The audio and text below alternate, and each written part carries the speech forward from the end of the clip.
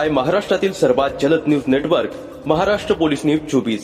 जोपर्यंत पाणी मिळणार नाही तोपर्यंत उपोषण सोडणार नाही। अमरचंद म्हात्रे। नमस्कार, आपण पाहताय महाराष्ट्र पोलीस न्यूज 24। पेन तालुक्यातील खारेपाटाच्या पाण्याचा प्रश्न दिवसेंदिवस चिघळत जात आहे। मंत्री बेडी वडाव या ठिकाणी अनेक दिवसापासून पाणीच नाही। लोक खूप आशेने बघत होते, परंतु त्यांच्या आशेचं निराशा झाल्याचं चित्र पाहायला मिळत आहे। अमरचंद बळीराम म्हात्रे यांनी ठाम निर्धार केलाय की येणाऱ्या 25 तारखेला आमरण उपोषण वडाव छत्रपती शिवाजी महाराजांच्या स्मारकासमोर करणार।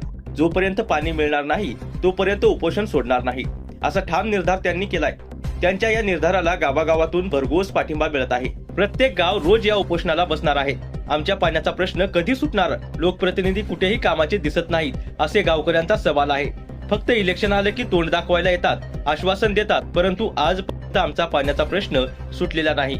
जोपर्यंत पाणी नाही तोपर्यंत मेलो तरी चालेल, पण उपोषण सोडणार नाही, असा ठाम निर्धार अमरचंद बळीराम म्हात्रे यांनी व्यक्त केलाय।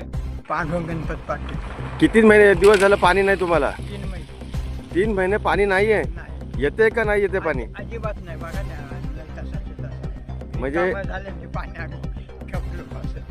भाई पाणीच इथं नाही पाणीच नाही पिवायला? पाणी पिवायलाच नाही, आम्ही वरचा पाणी आहे फक्त आता पिवायला थोडासा। टावरच्या टाकीचं पाणी आहे? टाकी नाही, मग? आपल्या या बारक्या प्लास्टिकच्या त्याचं पाणी पिताय तुम्ही? इथं पाणीच नाही अजिबात? पाणीच नाही अजिबात नाही। नल येऊन त्याचा फायदा काय आम्हाला? हो, आम्हाला पैसे भरायचंच आहे, पण नल येऊन फायदा काय आम्हाला सांगा तुम्ही केली मेहरबानी की आम्हाला ते चांगलं होईल। जास्त पिवा पुरतं, आपलं जास्त नको जालहान काय बोलते सांगा, कोण येते पाहुण्या त्याला द्यायला आहे ना पाणी? आप शाळेतली पोरं येतात देणं आहे ना। काका, येणाऱ्या 25 तारखेला तुमचं आमरण उपोषण आहे असा इशारा तुम्ही शासनात दिला होता। काय नेमका प्रश्न आहे साहेब? काय झालं माहिती आहे, प्रथम मी माझं नाव सांगतो। माझं नाव अमरचंद बळीराम म्हात्रे। 25 तारखेपासून म्हणजे परवाला खारेपाट विभागातर्फे मी आमरण उपोषणाला बसणार आहे। त्याचं कारण असं आहे की विषय आहे पाण्याचा, पिण्याच्या पाण्यासंदर्भात। त्याचं कारण असं आहे साहेब की अनेक वर्षापासून, म्हणजे मला साधारण मी माझ्या माहितीनुसार 40 वर्षापासून मी पाहतोय पाण्यासाठी प्रत्येकजण आंदोलन करतोय। पुढाऱ्यांपासून सगळे काही हे शेतकरी वर्ग आंदोलन करतायत, मोर्चे काढतायत। अनेक प्रकारची प्रत्येक निवडणुकीला आश्वासन आम्हाला मिळत आहेत की पाणी मिळणार, आणि त्याप्रमाणे ह्या बाई माणसं वगैरे आम्ही सगळेच लोक, अरे वा आता पाणी मिळणार आहे, साहेबांनी सांगितलंय, पुढाऱ्यांनी सांगितलंय पाणी मिळणार आहे। अनेक वर्ष ते माळावर भांडी धूळ खात बसलेली ती साफ करून तयार, नंतर दुसऱ्या दिवशी आता पाणी येणार। साहेब काय होतं माहिती आहे का, निवडणूक जाहीर झाल्यापासून निकाल लागेपर्यंत पाणी मस्त। आता काय झालं माहिती आहे, हे आंदोलन करण्याचं कारण आता निवडणुका नाहीत पुढे 5 वर्ष, आता 5 वर्षांनी 15 दिवस तरी व्यवस्थित पाणी मिळायचं, 5 वर्षांनी 15 दिवस। आता काय 5 वर्ष काय निवडणुका नाही, म्हणजे पाणी काय मिळणार नाहीये। तर आम्ही विचार केला, बरेचसे आश्वासनं आम्हाला दिली, आमची बरीचशी पायपीट झाली, बरेचसे दिवस पाण्यामध्येच गेले, पण पाणी काही मिळालं नाही।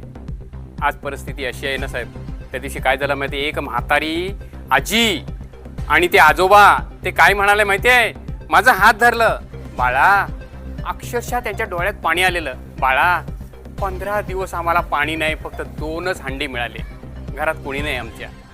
साहेब अशी अवस्था असती ना, झाली ना माझी, अगदी गहिवरून गेलो, आणि सगळीकडे जिकडे तिकडे तीच चर्चा। मग सगळे लोक एकत्र जमले, आणि मग काय करायचं म्हणता नाही, मोठं आंदोलन करावं लागेल। पण एक काम करूया, पहिली मला संधी द्या, कारण माझं नाव अमरचंद बळीराम म्हात्रे, माझ्या वडिलांना बळी मास्तर ह्या नावाने ओळखतात। मग आमच्या वडिलांनी सांगितलं की अरे बाबा, ह्या पृथ्वी तलावरती जन्माला आलात, स्वतःचं करताय, परंतु समाजासाठी काहीतरी करा। ती संधी मला मिळत आहे आता। मग सांगितलं, मी स्वतः एकटा उपोषणाला बसतोय, 10-12 लोक तयार झाली होती, मी स्वतः बसतोय, आणि माझ्यानंतर मला एकतर पाणी पाहिजे किंवा माझं मरण पहा।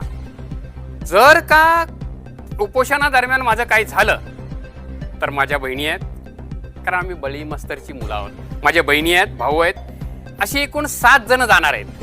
हां, हे गेल्यानंतर मग समाज हातात काय घ्यायचं ते घेईल।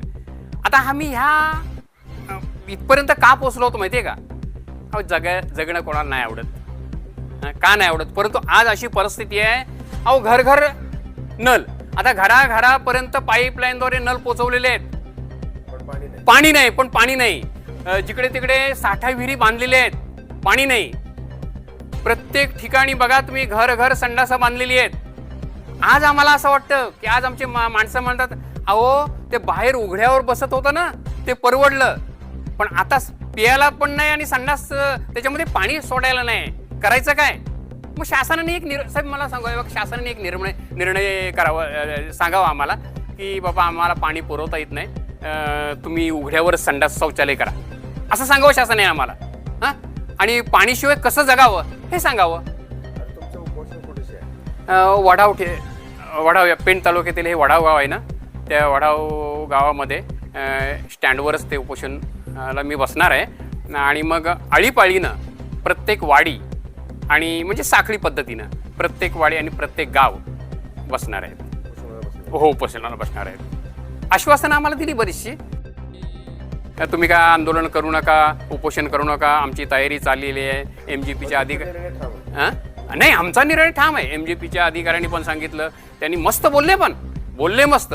आणि ज्यावेळी बाहेर आलो ना, तर सगळा समाज म्हणाला, अहो काय मस्त मस्त, हे आम्ही 40 वर्ष यांचे मस्त शब्द ऐकतोय, पण पाणी नाहीये. हे फक्त सारवासारव चाललंय.